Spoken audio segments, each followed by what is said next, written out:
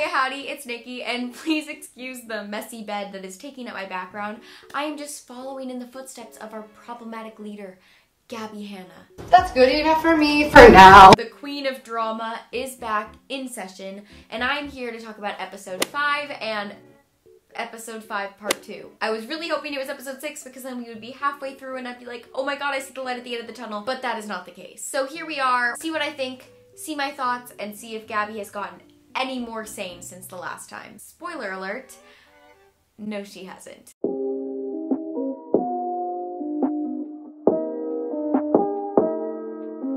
If you like my face and you want me to cover something besides, Gabbie Hanna, please let me know in the comments down below, and be sure to follow, like, subscribe, and follow me on TikTok because I'm almost at 200K. Anyways, I am in a talky mood, so let's get into the video.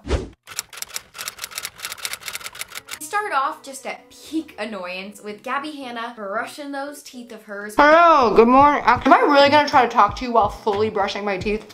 Which, like, go off, but my anal brain hated that every second, and just when I couldn't get more annoyed. Already at 1 minute, she is back to her little, like, flash mode Gabbie. Like her superhero persona. And then she starts talking about braided palms, which I just don't really understand. I'm not wearing things! Oh my god! I have all these palms. I get it, like you're trying to fill up your video with some sort of content, but like maybe just show your cats, because again, they're more interesting than you. In my notes, I say your video is a scene out of HM. High School Musical? I, honest to God, have no idea what I meant. Like most of my notes in high school. And then at 4 minutes, she actually says that she's entitled. I think that people get emotionally stunted at the age that they found fame or success. I truly believe that, self-included.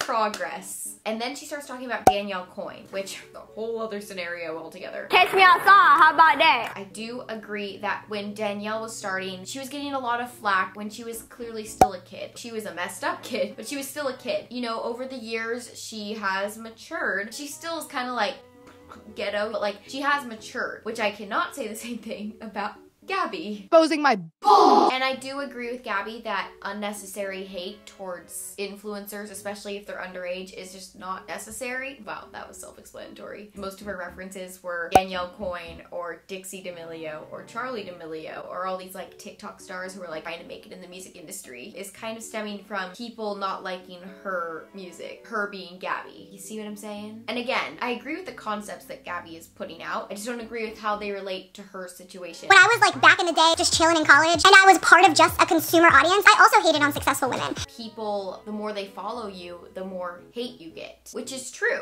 As I have grown into the TikTok star that I am, not even gonna go there, have gotten at least somewhat more hate. I definitely notice people call me names, try to get under my skin, and you know, I just like don't care. You just gotta do your thing and have fun, and at the end of the day, know that social media is a wild ride. And then we get to some actually like psychologically worrying content that I was not ready to take in. She's like telling this story of how her boyfriend fell through the floor. She literally thought he was dead. And she's just laughing.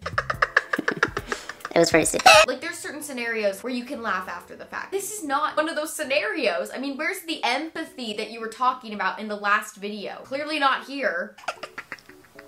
You good? The puzzle pieces are starting to come together of why these two are not together at the moment. And then she actually quotes her own song and says that she is the monster. Always fucking told myself is it has to be fucking me. That's why I wrote monster. What if I'm the monster? Because she is unstable, and she's like addressing that she's unstable, and she's like, I'm just unstable, I'm the monster. The way she overanalyzes things is insane. She will look at a text. She's the type of girl who will look at okay bye and think you're gonna try to kill yourself. Everything is taken to the extreme, and anything. She saves screenshots from 10 years ago, voice notes from 10 years ago. I barely saved my memory of what I ate for breakfast 10 minutes ago. It's insane the amount of levels her brain is churning on. Yes, that's ADHD, but like, it's just too much. We talked a lot, Trish. Like, that's so weird. Why do you, did you Oh God. Okay, we are at my part. 18 minutes. She's like, I really try my best not to engage with this. No, girl, you don't try your best. You post and finesse. She's showing all these receipts of her and Trisha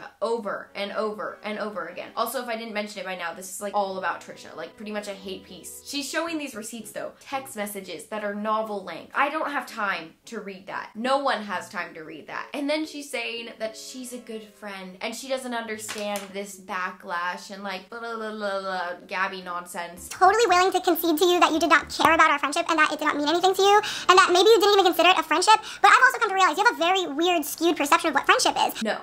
No, Gabbie. A good friend does not save text receipts and everything under the sun because in the future maybe you'll need to use it as a defense against yourself. A good friend is someone you know you can trust out of the gate, and maybe someone that isn't on social media and known for being crazy themselves. Basically, just stop trying to prove that Trisha's your friend in the beautiful rendition of Peter Mon. Gabbie Hanna still thinks that Trisha Paytas was her friend. Trisha Paytas doesn't want to be friends with you, Gabbie! Gabbie's getting all pissed off about these Trisha videos, right? She's like, Trisha's saying all this crap about me, I can't take it, blah, blah, blah. And then you find out that she hasn't watched any of Trisha's videos. Which even if you didn't say those words, I didn't watch the videos, I got the gist because of the flood of comments. She's just seen the thumbnails because it would hurt her mental state too much, which honestly, if it would have made her lash out back then and make her go crazy, maybe it would have been better, but either way, I think it's just as bad now. So Gabbie makes these points, like, well, she says she's not even friends with like Ela and Ethan. Like you literally said Ethan and Ela weren't your friends. I don't know, like all them friends. They're very nice. They are very nice and they do check up on me and stuff like that, but it's not like friendship. You don't know what friends are, that is your friend. Gabbie makes all these points and all these assumptions and how Trisha's the one lying and Trisha's gaslighting her and like Trisha is lying about the friends that she has when she hasn't even watched any of Trisha's videos. Again, do your research. Trish even explained herself that the reason she did have friendly texts with Gabbie in the past was not because she wanted to be like close besties. She just didn't want to rock the boat with this crazy person. I don't want to go back and forth with someone who is delusional about the relationship between us.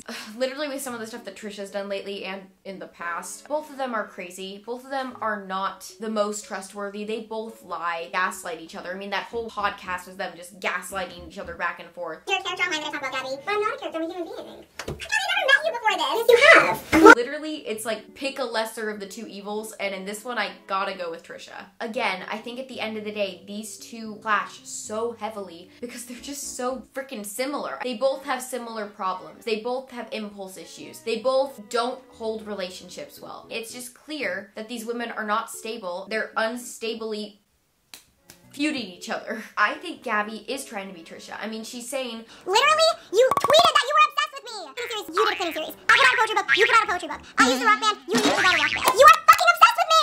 Just leave me alone, dude. leave me alone, Trisha. You're starting all this fire. When she's the one who's putting out this giant freaking series, basically leading to this Trisha drama, which isn't even drama, it's just stupid. At 34 minutes, I honestly just lost interest. Because I'm not mean. I literally could care less. She keeps showing the same screenshots over and over again, and it's like, we get it, Gabbie. You don't got much to work with. He asked if I went to party, and I said yes. I just remember being like, they're like, oh, you're having a party, like, that's, and I said to be invited, of course, but I don't remember talking like that. Like, and then she goes to her tried and true method of using her ADHD and depression as her biggest excuse for why she acts the way she acts. you literally made me suicidal because of what you started and the constant abuse that you were throwing my way. That is not an excuse. That cannot be an excuse for every problem you get in life. And she's like, Trisha, you're the one who made me do this. You're the one who pushed me to this point. You wanted this. I didn't want this. Stop! You're fucking stuck at the age you started doing YouTube, and you think it's funny and cool to literally bully people. No, Gabbie, you did want this. You obviously waited till it was the perfect moment, till Trisha lost frenemies and wasn't in a good light to put this out because you know it would get clicks. And then I honestly don't even know what my notes refer to at this point, talking about how I think from what Trisha said that she likes to self-sabotage, I think that also could play a part into the friendship. Maybe she was close, but then she just dips because that's what Trisha does. She self-sabotages so many relationships. The only one that's really lasted is Moses so far, but that's not even a given. Anyways, I don't know why Gabbie is putting so much emphasis on this person who has been known and has a track record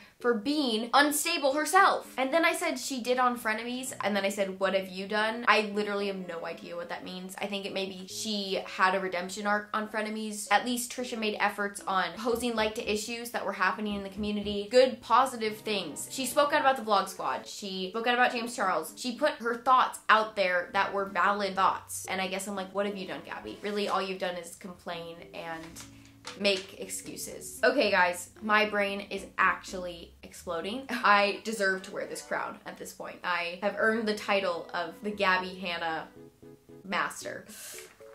You're welcome, because no one else would want it. Let's just take it all in and